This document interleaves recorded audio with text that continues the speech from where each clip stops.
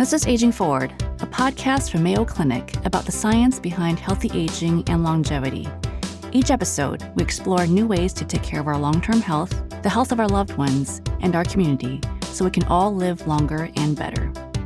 I'm Dr. Christina Chen, a geriatrician and internist at Mayo Clinic in Rochester, Minnesota, and this episode we are talking about what home healthcare looks like. So 98% of people would prefer to live at home in their place of comfort for as long as they can, but that can be challenging as health needs change.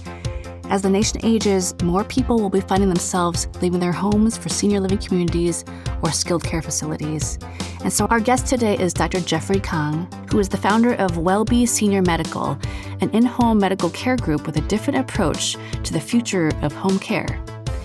In the past 3 decades, Dr. Kang has worked for the Centers of Medicare and Medicaid, helping with decisions about national coverage. He was also the Chief Medical Officer at Cigna, Vice President of Walgreens Health, and President of ChenMed, a primary care medical group for disadvantaged seniors. So today, we really look forward to having this conversation about home healthcare trends for older adults.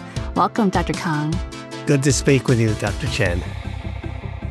Yeah, Dr. Kang, it's so amazing that you started WellBe, your own geriatric home healthcare company, to change the way we deliver care to our older adults with chronic needs. And I learned that one of your earlier jobs was working for a nonprofit group, making home visits to frail older adults in their place of residence. Can you share that experience with us? What did you learn about caring for homebound patients? So first of all of us have had an aunt or a grandparent 90 years old, very difficult time getting around, 7 or 8 chronic diseases, maybe a little dementia. In those situations, those people have a very difficult time getting into the doctor's office. And what we've learned actually is about 95% of what can be in a primary care doctor's office can actually be done at home. Mm-hmm. You can do a history. You can do a physical exam. You can draw blood tests. You can even take an electrocardiogram. You can even do x-rays. And we learned that it was much better to bring the care to the patient rather than bringing the patient to the care. You know, we were not-for-profit. It wasn't financially a good thing for doctors to do. But the way we thought about it is, I can think of nothing more dignified and respectful to see people in their own home. It's patient-centric. You improve access to care. Right. So it was just the right thing to do. And I find that they're more comfortable, too. They're not coming to you in the clinic, which can be a very anxiety-provoking experience. You know, we're checking their blood pressure and asking them probing questions. In their home, they just feel like, okay, we're in their space. They're more willing to share their concerns, and it's a more honest space, if anything. It's less intimidating. And really, from a patient care perspective, you really want honest communication between both physician and patient. Yeah. And part of your inspiration for creating a new standard of care also came from a very personal place, your mom. What was her health journey like for her, but also for you and your family members? So at that time, she was 88 years old and unfortunately came down with metastatic esophageal cancer. And then towards the end, despite all the treatments, was exhausted from the chemotherapy and the radiation therapy, et cetera. And I was helping her get from appointment to appointment, navigating the system, but finally at the end, advocating for her. And so what I did was I said, let's have a meeting with the oncologist. So we have a family meeting, and I asked the oncologist to answer one question to my mother. Is the chemotherapy you're giving her, will it cure you? And unfortunately, the oncologist says, look, I'm sorry, Mrs. Kang. It's not. She, of course, after listening to that, just says, well, you know, if it's not going to cure me, then why am I doing this? I'm suffering. Right. I'm losing my hair. I'm throwing up. And, you know, I just as soon have as best quality of life as I can have in my remaining months. Now, you see this time and time again. Absolutely. The point, though, is I find these really difficult, challenging, frail elderly situations, what they're looking for is someone to help them through the whole system and understand what's going on and to advocate on their behalf. Yeah.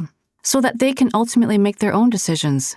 If you paint a clear picture for them, present those options that are available for them, have them choose, ultimately it's better organized care. And then it's easier for all of us. And the single piece of missing information for her was that chemotherapy going to cure her or not? Right. But once she heard that missing piece of information, she's, to your point, made her choice on her own. Yeah. You know, a lot of people ask me why geriatrics. I'm sure people ask you. And so the way I think about it is we're giving back to the generation that took care of us. This is a cultural thing you and I share. We're both Chinese Americans. We grew up and were taught to respect and honor the elderly or our parents or our grandparents. And the reason why was because they raised us, they sacrificed for us, right? And now many cultures share that, but I just really feel that we owe this generation a debt. Absolutely. And I think the act of honoring is different for each culture. Like for Chinese Americans and others, honoring someone is taking care of them physically. But I feel like the American culture, honoring someone is giving them that independence or giving them the ability to live on their own for as long as possible and not, quote unquote, get in the way or not burden them with having to live with someone else. So I feel like we all want to honor older adults, but just in different ways, I imagine. So how have you observed that aging has changed over the years, not just physically, but our general attitudes towards aging? And what have you noticed to evolve in the past 40 to 50 years? From a statistics standpoint, you're absolutely right. Life expectancy from 40 years ago has increased from 75 years, roughly, to 79, almost 80 years. Now, that's pre-COVID, by the way. So life expectancy has certainly increased. Interestingly enough, lifespan, which is the maximum you can live, has not changed. You won't really find anyone over the age of 120, and it's unusual, really, to find anyone over the age of 100. So that's not changed. I do think you'll find people living longer and functionally enjoying a really high quality of life, much better than previously. I can remember 30 years ago, some of my colleagues would say, well, they're 80 years old. What do you expect? The expectations have completely changed. You got 80-year-old marathon runners. But I also think what people have realized because of that lifespan thing is we're not immortal. So I do think people are beginning to understand I need to be realistic about end of life. From an attitude perspective, we're going to live a really healthy life, enjoy life up until, and then when I get to the end, I just want to go peacefully.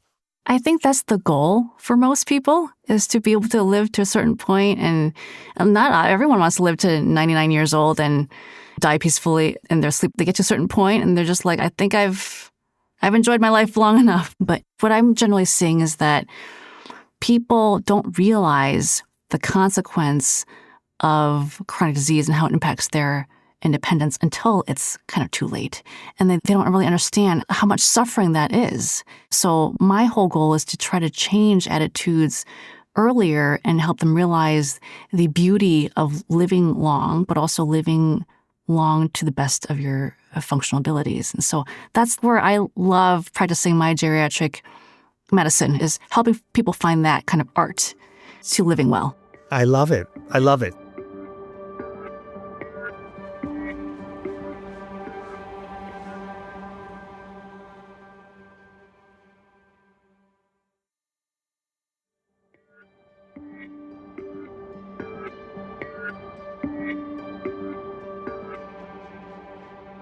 So you've already made a clear case for why home health care is preferable to nursing homes, but for those who've never been to nursing homes and long-term care, can you give us some insight into what life in a nursing home can look like?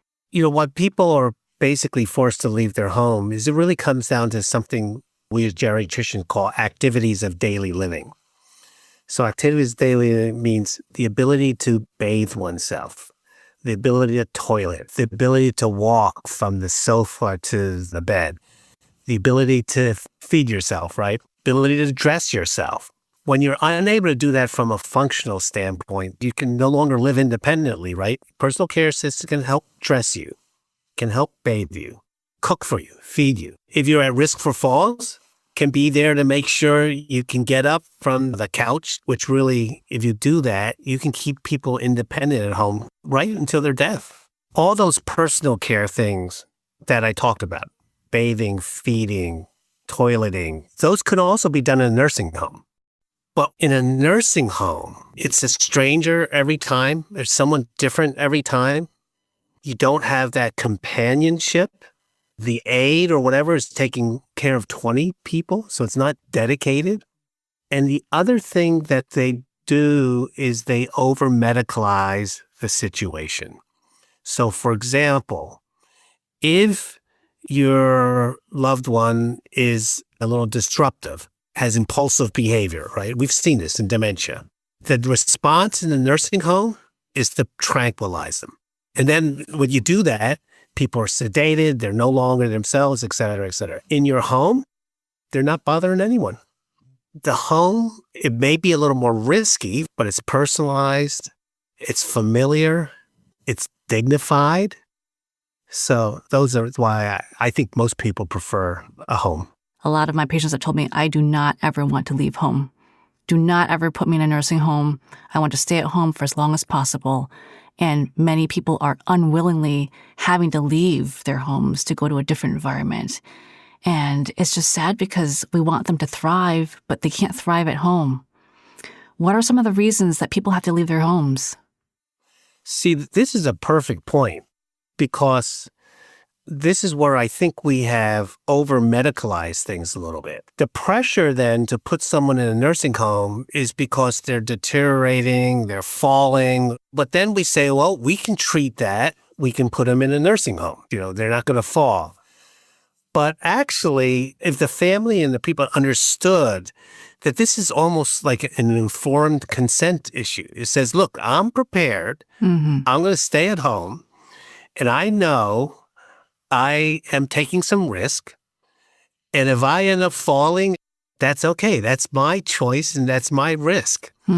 I think people ought to be entitled to make that decision, but what the medical profession has done is said, no, you can't take that risk, and we're going to put you in a nursing home. I think it's a real problem, and I think that's a discussion we really need to have. Yeah. And if that's the person's goal, we should honor it, even if it means their life might be 3-6 months shorter. Yeah. Because that's their goal. I understand that point. And I think that the fall example is a very black and white one, but there's many situations where it's a slow deterioration, right? They start to have troubles with like one ADL and then activities of daily living. And then they have troubles with more and more. And it gets to a point where it's like they're living at home for years, they're vulnerable. And it's not just the falling risk, but just the nutrition risk and the not getting enough connections and not living well. And as a physician, we can't let that happen either. Even if they say, oh, just let me rot. I can't let you just sit at home and rot. So let's talk about some resources we can bring into your home now. Just what can we do to keep you living well? If you really look at what's really critical to keep people at home, it's actually not the medical care and it's not nursing care. It's personal care. Yeah. It's someone to bathe me, feed me, toilet me. That's the personal care, right? But it's not covered by insurance. Now, if you look at in this country, the people who are able to do that, they're paying privately. Yeah. They're paying for 24-hour personal care, or they're paying for a live-in person to help with that, all the way into the end of life. But those are for people who can afford it. So how has the way that we care for older adults evolved over time? For example, what trends have you noticed? Unfortunately, I've been doing this for 30 years. I actually think it's gotten worse. I think part of the challenge here is we have increasingly specialized medicine. So now frail elderly patients find themselves going to 7-8 doctors. And so the care is fragmented from a physician perspective. Yeah. And then it's also fragmented from a location or geography perspective in the sense that you get a different care team in a doctor's office versus in the hospital versus in the nursing home versus in assisted living.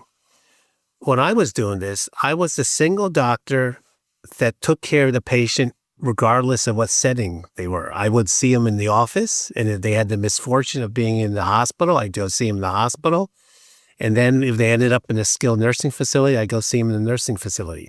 There's that theme of advocacy, navigation, being that constant person to help them through a very complicated system. It's never the same doctor anymore in different places. It's always someone different.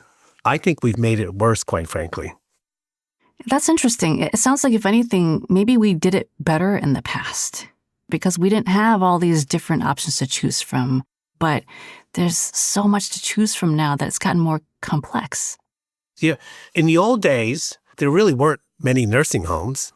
And so it was either home or hospital or doctor's office, really. What about the just general systemic and financial issues? How has that changed or gotten better or worse? The reason why, let's call it care in the home, has not taken off in the last 30 years is because of the financial issues.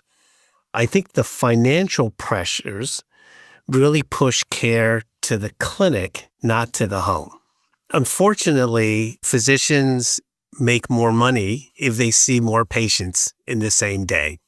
So a doctor in the doctor's office can see 20, 25 people a day versus at home, I could see maybe 4 patients a day. So that's one of the challenges. I think the other financial challenge is from an insurance perspective. Insurance will cover the physician care, the medical care. Right. And will cover skilled home health care, but will not cover personal care. The care that's needed for activities of daily living, helping me bathe and toilet and feed. So that's a big gap.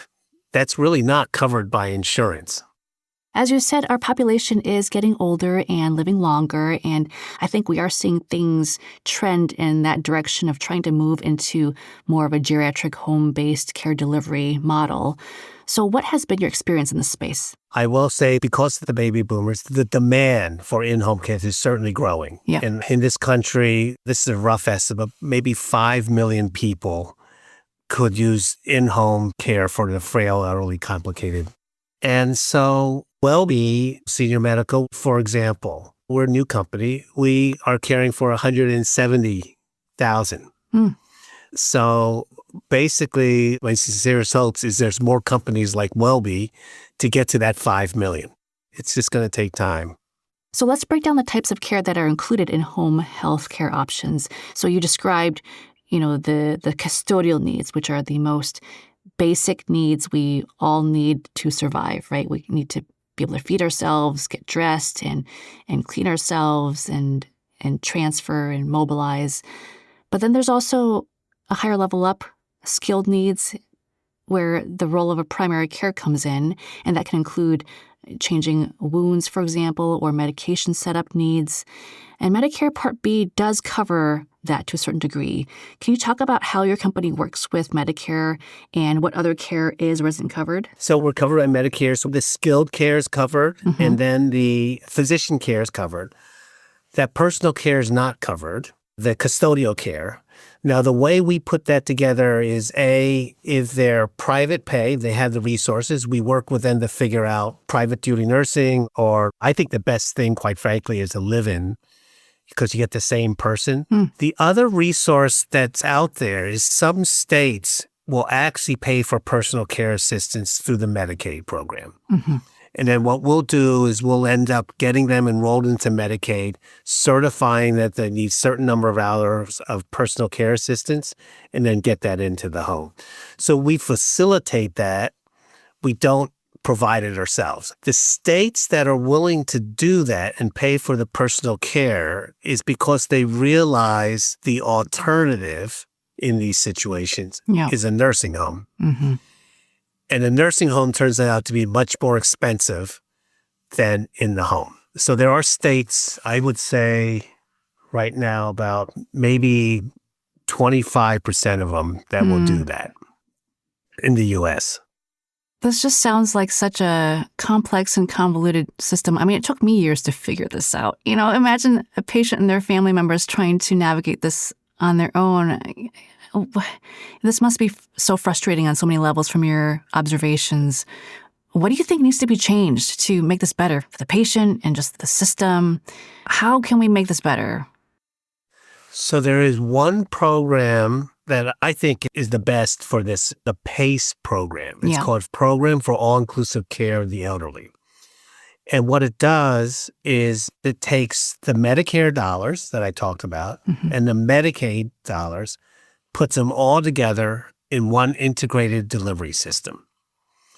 And when I say integrated, some of the PACE programs will necessarily provide the medical care, but they'll actually, for those patients who have some deficits but aren't homebound, they'll provide adult day care, socialization, home care if needed, and actually some of them may even provide housing, essentially like assisted living housing. So that's a really interesting program that pulls all those pieces together in a coordinated fashion. I wish they would have more of these programs. I know a lot of states have them. Why do you feel like we haven't migrated towards that standard yet? Or perhaps we're just still looking into the outcomes, which we know reduces hospitalizations and improves quality of life. Yeah. So first of all, it is rapidly growing. There's a lot of interest in there. I would say in the last 10 years, it's like doubled or tripled in size, but still that's only reaching maybe 100,000 people altogether out of that 5 million I talked about. So the biggest challenge actually is it's very time intensive. So you actually have to have a lot of capital to do it. And then you're essentially both the provider and the insurer. It's a pretty complicated model. It's called a value-based model. It's very difficult, and it's not something they teach in medical school.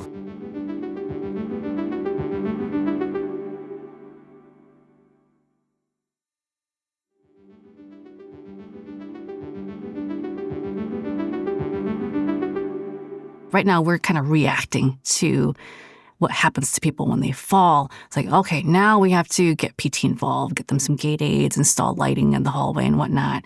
But this really needs to start 10, 20, 30 years even beforehand of how can we get family members and patients to proactively prepare for these different types of situations to just not happen in the first place. Yeah, that's really tough. You described a patient who said their wish was to be at home, period, never go to a nursing home, right? So I think you have to have that discussion early on so you kind of know where you're going. And it's not a very popular discussion to have, but you really have to have that discussion. And it's either the parents or the grandparents initiating discussion or the children initiating. And you're familiar, there's all sorts of tools, advanced care plans, 5 wishes, there's living wills. So I think that's a vehicle to have that discussion. That's first. Second, once you understand the goals, then the forethought here is critical. I'm going to divide this up with private pay versus Medicaid. So if you're someone who's reasonably wealthy and well off, and the goal is to stay at home, like your patients, right? And that's it. Never go to a nursing home. I think you have to focus first on your living situation, and that could be a home or assisted living, but you got to say, this is where I want to be. Okay. Then, let's say it's your permanent home. I would actually make sure you have like a second bedroom free for live-in, because the best models I've seen, or the best approach I've seen for someone who can afford it, is you hire a live-in companion and you do it early. So, for example, my father, who passed away, he had a live-in companion who so happened to be Asian, which was great because there was cultural connections. The food was the same and everything. We started that before he really needed it, part-time. But then when he needed it full-time, it's someone he knew It's someone he trusted. The person knew him. All that is really important because one of the problems with these personal care assistants is they come in, it's a stranger, you don't trust them. So I think that's what I would talk to a private pay person. Figure out your living situation. Early on, begin to find a live-in companion of some sort. If you don't have means, then the reality actually is you have to get on Medicaid and actually think about being in a state that has one of these personal care programs. And that requires a fair amount of financial planning to do it. There are financial consultants that will help you do this if you have to deal with your assets and stuff. But that's probably where the planning starts, getting on Medicaid and getting on Medicaid as early as possible, then understanding the resources and benefits that are offered. I agree with all that. And from my observations, I feel like the best success stories I have observed are older adults who are cared for by that one or two dedicated caregiver who knows the situation well, knows their parent well, is committed to their role, is well-resourced or knows where to find the resource, typically has had some education about how to take care of aging needs, and then they're creative too because they just need to know how to be flexible and work with the system. But also, to your point, just being close by is so critical. They don't have to live in the same home or in the same unit, but even next door, in the same neighborhood even, because it really takes a village and a community to take care of each other. And I think that's where we've sort of separated ourselves with over the past several decades is we're so far apart now. We're so separated that we're just used to being on our own. And I don't think humans are created that way. I think we really need each other. Agreed. In fact, wouldn't you rather be cared by your loved one that knows you than some stranger? Yeah. Do you have an example of a patient where you worked with in the past who you may think of often who just did well with your care and with the team that you worked with them and had a good outcome or success story that you can share? The one that's really sticks out to me, I just always remember, is a WellBe patient where we did exactly what we helped get the custodial care, got on Medicaid. We were with her until she passed away at home. And the nurse practitioner who was caring for her and the care team, they went to her funeral and they felt bad because they thought that they could actually do more because, she died. The nurse practitioner walks up to the casket and the deceased is actually wrapped in a WellBe blanket. Oh, my goodness. That is so meaningful. And what that said was we essentially became her family. Yeah. We became her advocate, caring. But that's what it's really about. And I think about this, my mother, I was basically the doctor in the family. I'm like, who do you trust? You talk to the doctor. So the way I like to think about WellBe is we can be the clinician in the family that helps the advocate, the navigate, coordinate everything. And when I hear that story, and I just think that's making a difference in someone's lives. Yeah, and you certainly made a big difference in their families' lives such that they saw you as part of their entire care team and care team family. So really added to her quality of life in many ways, I imagine.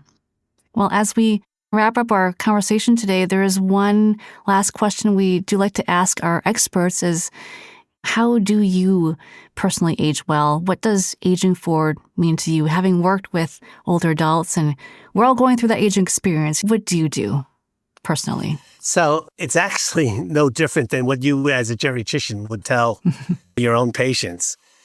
It's physical activity, it's mental activity, it's socialization. Really, if you want to live a rich and meaningful life, those are the three things. It's actually less about the pills, quite frankly. It's more about mental, physical, spiritual health. And the way you do it is you just keep using those facilities. You may not know this, but I'm actually 70 years old and I'm running this company and I'm still going to keep going. And I actually think that's a trend. You're seeing people working way past retirement. Yeah.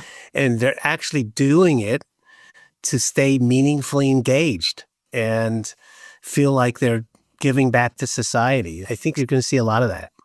Well, you have aged very gracefully, Dr. Kang. I cannot tell that you're almost 70. There's some genes there also, good genes. But how about one parting question you'd like to ask our listeners today? Perhaps a thought that they can think about what can they do for themselves or their loved ones on how they would want to experience care as they age. If you're an elderly patient, I really do think a lot of it comes down to communicating and being clear about your wishes.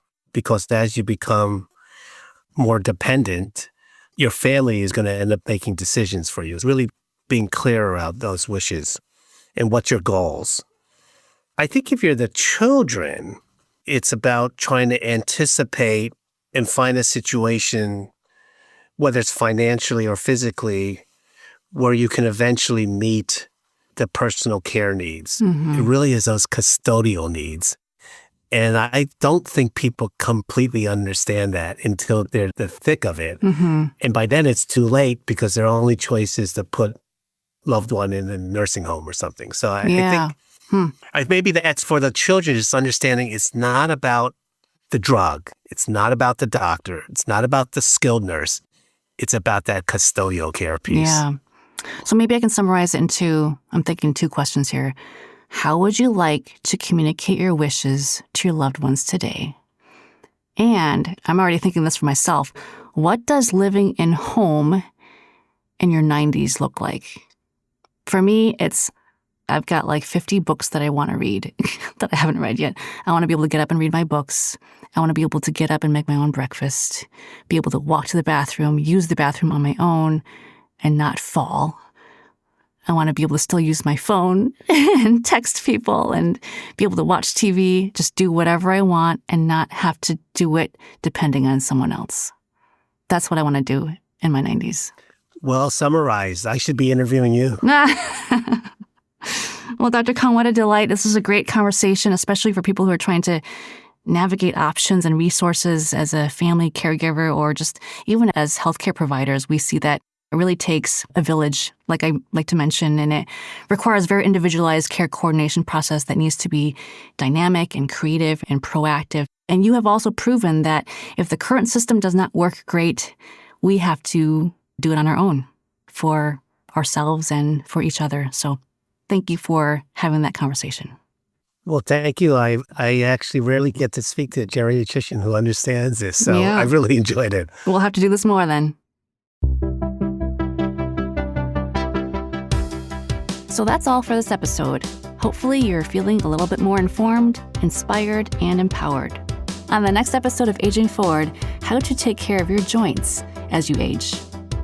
Now, I don't want you doing a crazy CrossFit jumping class or something where you're jumping a bunch and doing all this heavy activity on it, but I do want you to move it. Motion is lotion.